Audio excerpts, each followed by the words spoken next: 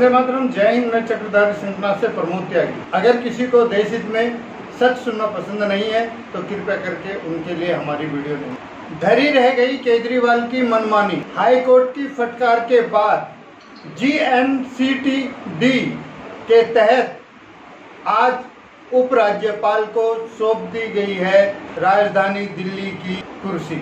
उपराज्यपाल अब दिल्ली की सरकार देखेंगे, तब तक कोई बहुमत सिद्ध नहीं हो जाता या तब तक कोई निर्णय नहीं हो पाता, तब तक पूरी दिल्ली की देखरेख उपराज्यपाल के हाथों में रहेगी। इन 2 सालों में केजरीवाल ने दंगे फैलाए हैं और कभी शाहीन बाग कराया है, कभी मर्डर करवाए हैं, कभी बलात्कार कराए हैं, तो कभी फर्जी किसान आंदोलन कराया है, कभी तिरंगे का अपमान कराया है। आखिरकार आज केजरीवाल की मनमानी का अंत हो ही गया है। केजरीवाल ने सोचा था कि मैं दिल्ली की जनता को बेवकूफ बनाकर, मूर्ख बनाकर, लाइट बिल और पानी का झूठा लालच देकर दिल्ली की जनता पर राज करूंगा और अपने ढंग से ही दिल्ली की जनता पर शासन करूंगा।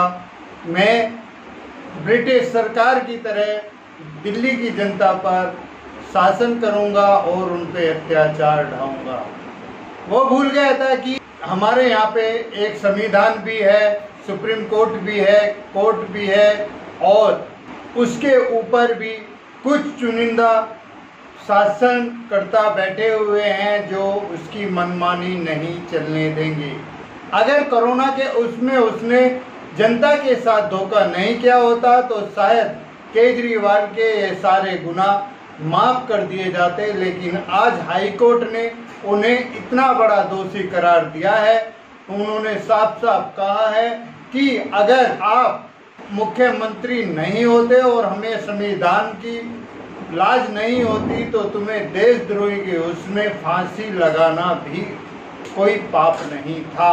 हाई कोर्ट की फटकार के बाद दिल्ली के CM पर GNCTD लगाकर भारतीय जनता पार्टी ने उपराज्यपाल को दिल्ली का शासन देना तय किया है। अभी दिल्ली का मुख्यमंत्री का पद मतलब दिल्ली सरकार को चलाने का कारोबार राष्ट्रपति शासन के अंतर्गत में होगा। बढ़ती महामारी में दिल्ली में सिर्फ और सिर्फ करप्शन हुआ है और उसके अलावा कुछ नहीं हुआ है। ऑक्सीजन सिलेंडर के साथ में भी ब्लैकमेलिंग हुई है और दिल्ली की जनता को गुमराह कर बोला गया है कि दिल्ली में कोई कोरोना ऐसा प्रभावशाली नहीं है, दिल्ली की जनता पे कोई उसका असर नहीं है। जब दिल्ली की जनता पूरी तरह से हताश हो गई तो एकदम लॉकडाउन करके पूरा दिल्ली सील कर दिया जाता है और जनता को फिर भूखे मरने पर मजबूर कर दिया जाता है। केजरीवाल देश प्रेमी नहीं बल्कि देश शत्रु घोषित हुए। केजरीवाल ने अपनी सत्ता का गलत उपयोग किया। उन्होंने कभी शाहीन बाग, कभी JNU में दंगा कराना, JNU के बच्चों को भड़काना, फर्जी किसान आंदोलन का समर्थन करना, कभी हिंदू और मुसलमानों के बीच में तकरार करा के उनमें मतभेद पैदा करना, उनमें एक ऐसी दीवार खड़ी कर दी जो आज दिल्ली में कितने बलात्कार और कितने मर्डर हो चुके हैं। केजरीवाल ने एक समुदाय को इतना बढ़ावा दिया है कि उन्हें कुछ कहा ही नहीं जा सकता। क्या अब उसी समुदाय से वो अपने आप को सुरक्षित रखेंगे या उन्होंने जो इतने बड़े गुनाह किए हैं क्या वो समुदाय उनके सभी गुनाहों को माफ करेगा, या जो लोग दिल्ली में कोरोना की बीमारी से मरे हैं उनका इंसाफ केजरीवाल करेंगे।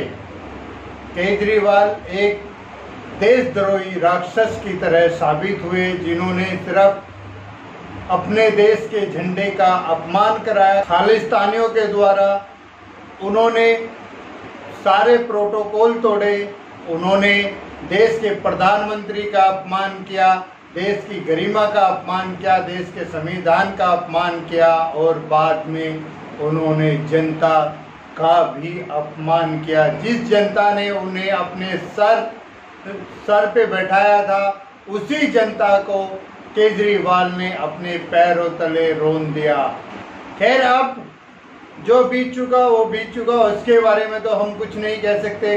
दिल्ली में अभी जो भी निर्णय लेंगे वो दिल्ली के राज्यपाल, उपराज्यपाल लेंगे, और दिल्ली को कोरोना की महामारी से कैसे बचाना है ये अब उपराज्यपाल और केंद्र के जिम्मेदारी का काम बन गया है, और उनके अस्तित्व की भी बात आ गई ही है। दिल्ली सरकार में सिलेंडरों के नाम पे, ऑक्सीजन सिलेंडरों के नाम पे भी बहुत बड़े घोटाले का नाम आया है, जिसमें केजरीवाल के बहुत सारे नेता शामिल पाए गए हैं। प्रधानमंत्री नरेंद्र मोदी और उपराज्यपाल ने हाथ जोड़कर दिल्ली की जनता से माफी मांगते हुए गुजारिश की है कि सावधानी बरते, हम जल्दी से जल्दी इस संकट की महामारी से आपको राहत दिलाएंगे, और कड़े बंदोबस्त के साथ जनता को थोड़ी आज़ादी देने का भी वचन किया है।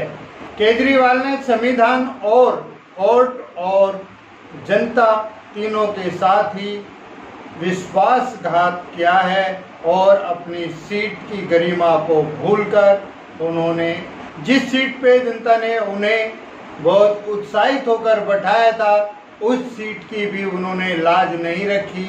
उन्होंने एक देशद्रोही होने का सबूत पेश किया है। महाराष्ट्र में यूपीए सरकार भी इसी तरह का कुछ क्रियाक्रम कर रही है। जब से महाराष्ट्र के अंदर उद्धव ठाकरे, शरद पवार और सोनिया गांधी की सरकार बनी है, तब से कभी साधुओं की हत्या हो जाती है, कभी एक्टर्स मर जाते हैं, कभी घोटाले हो जाते हैं, तो कभी शिवसेना के आदमी रिटायर फौजी को मारने उसके घर पर चले जाते हैं, तो कभी कंगना रनावत के ऊपर उनके ऑफिस को तुड़वा दिया जाता है, तो कभी अर्नब गोस्वामी के ऊपर इमरजेंसी लगाकर उन्हें आतंकवादियों की तरह गिरफ्तार कर लिया जाता है। कभी एंटेलिया में 100 करोड़ रुपए की वसूली, तो कभी नगरपालिका बीएमसी वालों की जनता पर अत्याचार की लाठी, कभी दुकानदार व्यापारियों को परेशान किया जाना। तो इस तरह की हरकतों से परेशान आ चुकी है मुंबई की जनता। मुंबई की जनता आज इतनी परेशान है, एक तो महामारी के कारण, दूसरी और यहाँ के नगरपालिका और पुलिस की शक्ति के कारण। हम महानगर पालिका वालों को और पुलिस वालों को दोष देना नहीं चाहते, क्योंकि वो वही काम करते हैं जो ऊपर से आदेश आता है, क्योंकि वो मजबूर हैं। अगर वो जनता के हित में चलेंगे तो उनकी नौकरी से उन्हें हाथ धोना पड़ेगा। इसलिए आज की सरकार ने महानगर पालिका को और पुलिस को अपना गुलाम बना के रखा हुआ है, और वो अपनी मर्जी से उन पे अंकुश चलाकर काम कराना चाहती है, जिसके तहत जनता आज परेशान है, और पुलिस और महानगर पालिका और जनता आपस में दुश्मन हो चुकी है। छोटे गैस के सिलेंडर में हो रही है बड़ी धांधलेबाजी। छोटे गैस के सिलेंडर में जो सिलेंडर 18 से 20 दिन चला करता था, आज उसमें 2 से 4 दिन में वो सिलेंडर खाली हो जाता है। उसमें बड़ी धांधलेबाजी हो रही है, ऑक्सीजन की हो रही है शायद चोरी। इसके ऊपर कोई कार्रवाई, कोई तहकीकात नहीं हो रही है। अगर कोई कंप्लेंट भी करने जाता है तो उनको बोल दिया जाता है ये कोर्ट का मैटर है, ये पुलिस का मैटर है ही नहीं है, जाके कोर्ट में अपनी FIR दर्ज करो। इसी के साथ हमारा लक्ष्य है देश के लिए जीना, देश के लिए मरना। अगर आपको हमारी ये वीडियो अच्छी लगी हो तो लाइक करें, शेयर करें, कमेंट करें, बेल आइकन दबाएं, सब्सक्राइब करें।